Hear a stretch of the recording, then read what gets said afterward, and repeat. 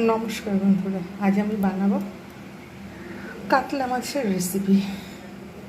যে ইনগ্রেডিয়েন্টসগুলো ব্যবহার করবো, এখানে নিয়েছি কাতলা মাছ, এখানে হলুদ সর্ষে কালো সর্ষে ধুয়ে রেখে দিয়েছি, লঙ্কা গুঁড়ো হলুদ গুঁড়ো, কাজু বাদাম, কাঁচা লঙ্কা, জিঞ্জার গার্লিক পেস্ট, লবণ, এটা হয়েছে পোস্ত বাটা, আর এটা রয়েছে তিল। তাহলে রেসিপিটা এবারে স্টার্ট করব।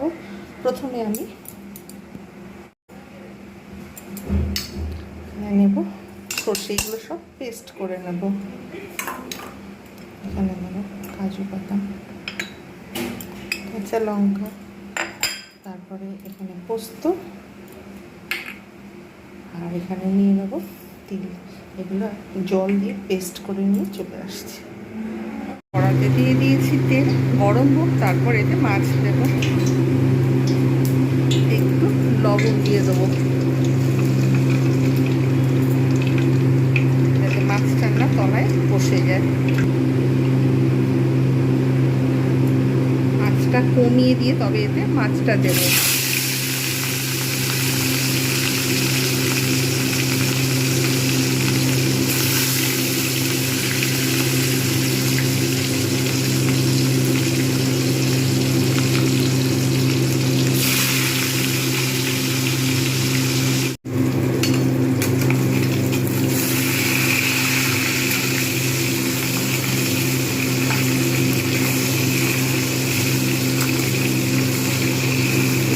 করে ভালোভাবে মাছটাকে ভেজে নেব। অনেকে কম ভাজেন, কিন্তু আমাদের বাড়িতে যেহেতু সকলে বেশি একটু ভালোভাবে ভাজা পছন্দ করে, তাই আমি মাছগুলো ভালো করে, কাতলা মাছগুলোকে ভালো করে ভেজে নেব। আর এটাকে আমি মিক্সিতে পিষে নিয়েছি। পোস্ত, কাজু, তিল, কাঁচা লঙ্কা, সাদা কালো সর্ষে,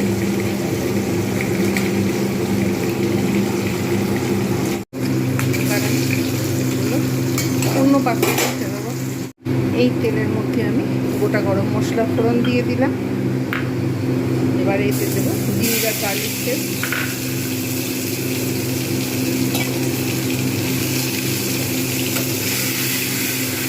আঁচটা কমিয়ে দিতে হবে।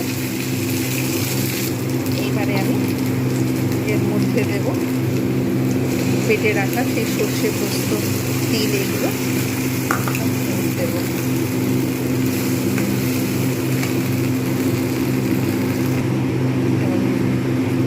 বাটিটা ধুয়ে দিয়ে দিলাম, ভালো করে কষবো।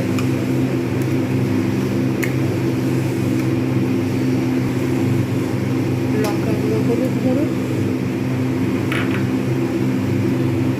এবার এতে পরিমাণ মতো লবণ দিয়ে দেবো। আপনার ইচ্ছা করলে এতে চিনি দিতে পারেন, কিন্তু আমি দেবো না। এটা ভালো করে একটু কষে নেবো, বেশি নয়, আবার তেতো হয়ে যাবে। যেহেতু সর্ষে রয়েছে, অতিরিক্ত কষবো না। একটু ফুটে উঠলে, তেলটা ছাড়তে শুরু করলে আমি এতে মাছগুলো দিয়ে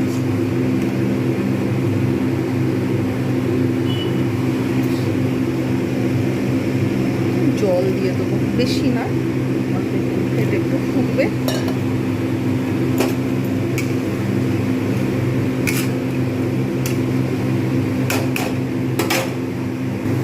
দেখি ফুটতে শুরু করেছে। এবার এর মধ্যে আমি মাছগুলো দিয়ে দেবো। বেশ 1-1.5 মিনিট ফুটিয়ে নিয়ে তারপর সার্ভ করে দেখাচ্ছি আজকের রেসিপি। অনুষ্ঠান বাড়ির কাতলা মাছের রেসিপি কিংবা সম্পূর্ণ ভিন্ন পদ্ধতিতে কাতলা মাছের রেসিপি তৈরি হয়ে গেল। সম্পূর্ণ ভিন্ন পদ্ধতিতে রেস্টুরেন্ট কিংবা অনুষ্ঠান বাড়ির মতো কাতলা মাছের রেসিপি। যারা যারা দেখছেন, কমেন্ট করছেন, তাদের অসংখ্য ধন্যবাদ। এইরকম নিত্য নতুন ভিডিও পেতে আমার চ্যানেলটাকে সাবস্ক্রাইব করুন। আজকের মতো এতটুকু। Bye bye and take care. বেড়াল বসে রয়েছে।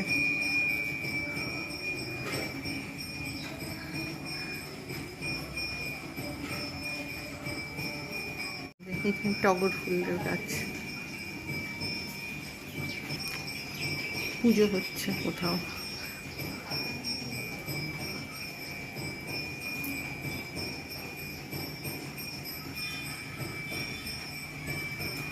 পুজোর যে বিভিন্ন রকম বাদ্যযন্ত্রের আওয়াজ।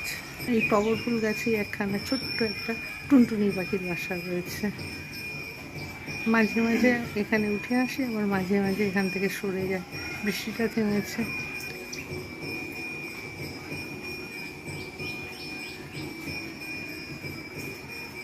এখানে বই উড়ে গেল, মাঝে মাঝে আসছে এখানে বসছে আবার চলে যাচ্ছে। এই যে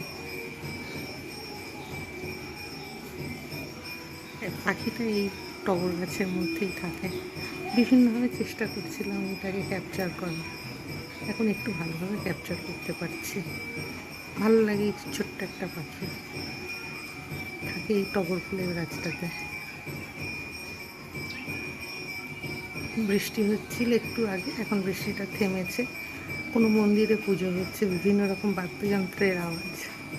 চলে গেল পাখিটা, আমাকে আবার একটু বাদে চলে আসবে, এই করছে সারাক্ষণ।